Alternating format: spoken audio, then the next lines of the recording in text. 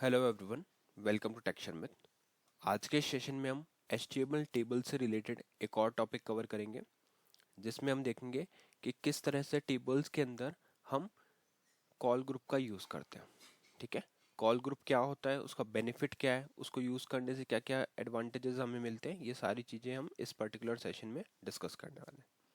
इससे पहले भी हमने टॉपिक काफ़ी सारे कवर करे हैं टेबल से रिलेटेड, और ये जो पूरी प्लेलिस्ट है वो एक सीक्वेंस में है। तो अगर आप इसको सीक्वेंशियली फॉलो करोगे तो वो और जो टॉपिक है, ऑनगोइंग टॉपिक है, वो आपको और भी इजीली समझ में आएंगे। ठीक है, तो अगर आप लोगों ने पहले वाले सेशन जो इससे कनेक्टेड है वो नहीं देखे तो पहले आप वो वॉच कर सकते हो, उसके बाद में आप इस वाले पे कंटिन्यू कर सकते हो। ठीक है, क्योंकि इसमें मेनली हम फोकस करने वाले हैं कॉल ग्रुप के ऊपर कि कॉल ग्रुप क्या होता है, कब हम यूज़ करते हैं, कैसे इसको अप्लाई किया जाता है। तो अभी स्टार्ट करते हैं सेशन। अगर अभी मैं आपको कोड दिखाऊं तो यहाँ पे जस्ट हमने एक बेसिक HTML का कोड लिखा हुआ है, जिसमें हमने सिंपल बस एक हेडिंग टैग डाल रखा है, और उस हेडिंग के अंदर हमने एक टेक्स्ट लिखा हुआ है HTML बाय टेक्स्ट में। ठीक है, अगर मैं इसको सेव करके रिफ्रेश करूँ ब्राउजर को तो कुछ इस तरह से आपको आउटपुट वहाँ पे स्क्रीन पे दिख रहा है ना।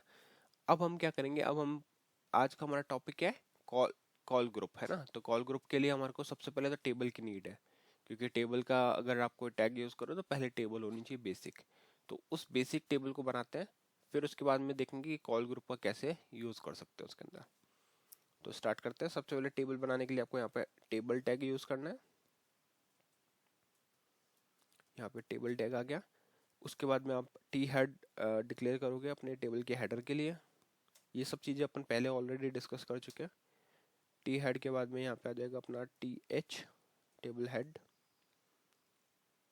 टेबल हेडर आ गया। टेबल हेडर के अंदर अब यहाँ पे हम हमारा पहला कॉलम डालेंगे। फॉर एग्जांपल अगर मैंने डाला स्टूडेंट नेम या स्टूडेंट आईडी, ठीक है, तो ये हमारा फर्स्ट कॉलम हो गया। उसी तरह से इसको कॉपी करते हैं यहाँ पे सेकंड और ये थर्ड। ठीक है, स्टूडेंट आईडी, स्टूडेंट नेम, और यहाँ पे आ जाएगा स्टूडेंट एज। सेव किया इसको, रिफ्रेश किया ब्राउजर, तो ये हमारे पास कुछ आउटपुट इस तरह से शो हो रहा है। ठीक है, ये तो हो गई मेरी फर्स्ट रो। अब इसके लिए कुछ डेटा डालते हैं, सैंपल डेटा, एटलीस्ट 3 रिकॉर्ड्स। आप भी जब कोई प्रैक्टिस करें टेबल की तो एटलीस्ट 3 रिकॉर्ड उसमें रखें। तो उसके लिए यहाँ पे अपन टेबल बॉडी ऐड करेंगे। तो टी बॉडी, टी बॉडी के बाद में यहाँ पे अपन इसको करेंगे बैक, एंटर।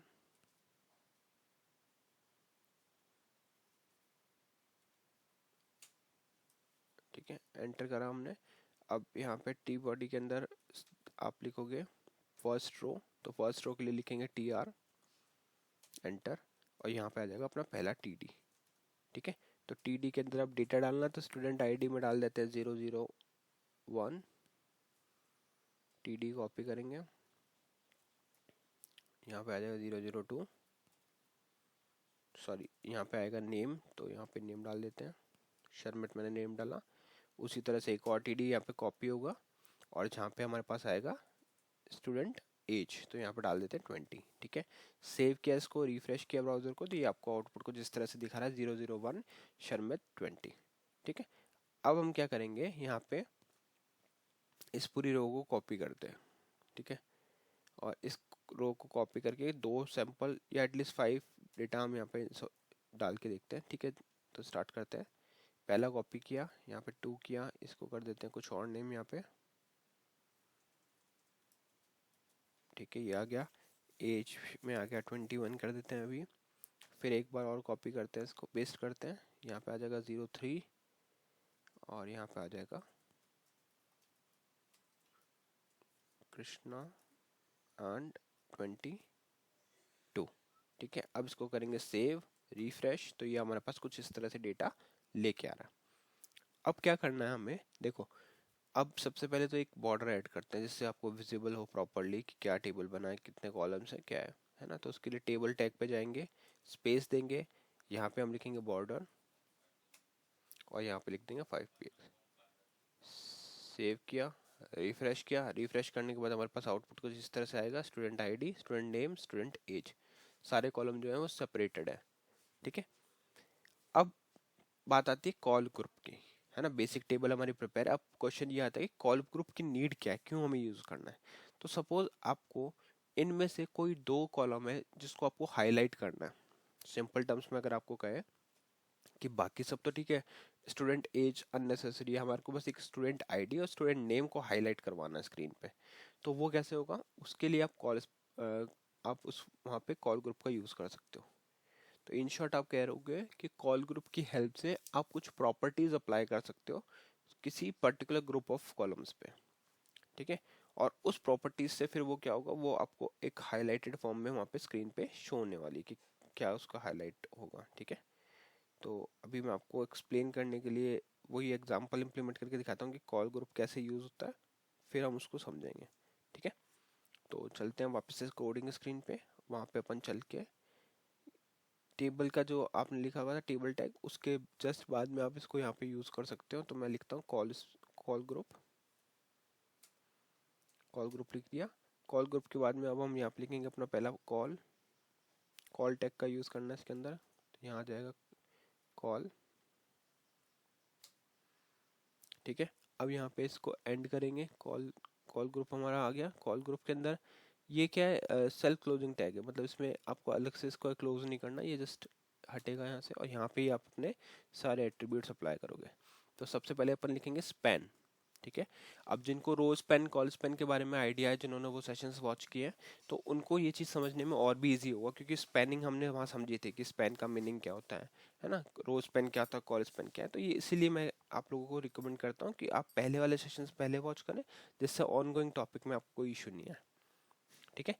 तो अब स्पैन में अपन डाल देते हैं 1, ठीक है। उसके बाद में अपन यहाँ पे यूज़ करेंगे बैकग्राउंड कलर, या फिर आप स्टाइल लगा सकते हो, है ना। एक बार के लिए अपन स्टाइल लगाते हैं और उसके साथ में लगाते हैं बैकग्राउंड कलर। फॉर एग्जांपल मुझे ये वाला कलर चाहिए, ठीक है। स्पैन किया 1, स्टाइल लगाया बैकग्राउंड कलर। अब इसको सेव किया, अगर हमने रिफ्रेश किया तो क्या आउटपुट आया, देखो कुछ इस तरह से आपको दिख रहा है, ठीक है। अच्छा, अब यही चीज़ अगर हम फिर से इस पे अप्लाई कर दें same to same, just colour change करें तो क्या होगा, यहाँ पे अपन इसको करते हैं चेंज कलर, यहाँ पे रेड कलर लिया, सेव किया, रिफ्रेश किया, तो ये आपको सेकंड स्पैन में दिख रहा है। क्यों? क्योंकि फर्स्ट स्पैन ऑलरेडी है, फिर उसके बाद में आपने सेकंड पे अप्लाई किया। अच्छा, अब मेरा क्वेश्चन है कि अगर यहाँ पे हम सेकंड रखते हैं तो क्या होगा, इसको सेव करो, रिफ्रेश करो, तो देखो दो हो गए हमारी ये, और थर्ड वाला चला गया इस पे, ठीक है। तो इन शॉर्ट आप ये कह सकते हो कि जब भी आपको किसी भी कॉलम के ऊपर कोई प्रॉपर्टीज सेट करवानी है ना, स्पेसिफिक कॉलम के ग्रुप में, तो आप वो यहाँ पे कर सकते हो। अब जैसे अगर मेरे को यहाँ पे विड्थ इसका सेट करना है 800 px फॉर एग्जांपल, सेव किया, रिफ्रेश किया, तो ये देखो 800 पिक्सल्स पे ये अब आपको स्क्रीन पे शो हो रहा है ना। स्टूडेंट आईडी जो है, स्टूडेंट नेम जो है, यहाँ पे हमारे को इस तरह से दिख रहा है। अच्छा, क्या यहाँ पे अलाइन यूज़ कर सकते हैं? देखो अलाइन करेंगे, अलाइन कंटेंट, और यहाँ पे इसको कर देते हैं सेंटर, सेव किया, रिफ्रेश किया, ओके। आई थिंक कुछ मिसिंग है यहाँ पे, ठीक है।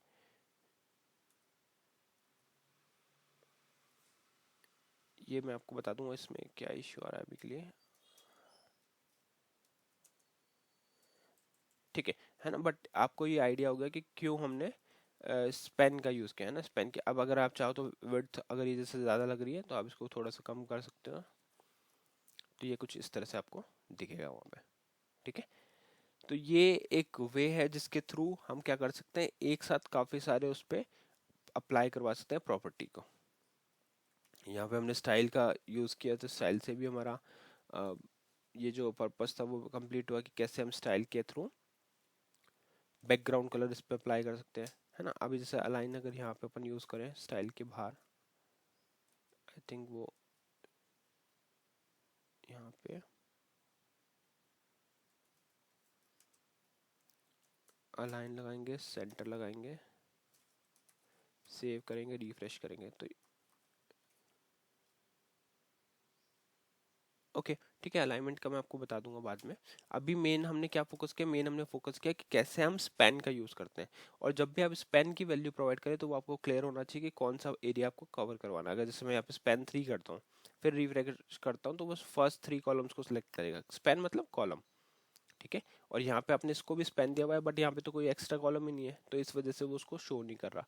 बट इन केस अगर आप उसमें कुछ भी एक नया ऐड कर दोगे, फॉर एग्जांपल अगर मैं यहाँ पे आपको हेडर में एक और कॉलम वैल्यू डाल देता हूँ, जैसे एग्जांपल के लिए यहाँ पे मैं डाल देता हूँ स्टूडेंट सिटी,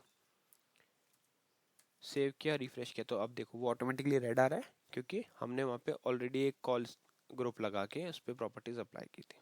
ठीक है, तो आई होप आज का ये सेशन आपको क्लियर हुआ होगा। नेक्स्ट सेशन में हम बाकी टॉपिक डिस्कस करेंगे। So thank you for watching texture with.